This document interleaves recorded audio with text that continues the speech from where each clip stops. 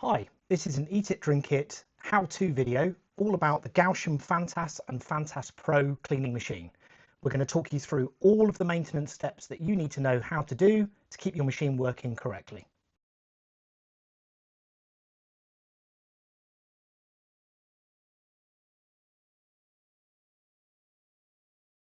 Hi, I'm going to show you how to change out the waste baskets on the Gausium Phantas and Phantas Pro machines. This allows you to take the machine from working with wet floors to dry floors.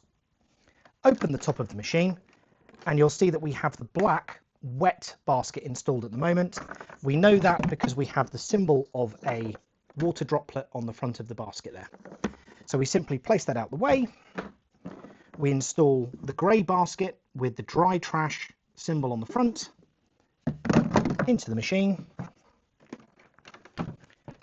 Close the lid down. The machine will automatically detect that you've installed the dry basket now and will allow you to carry out vacuum duties.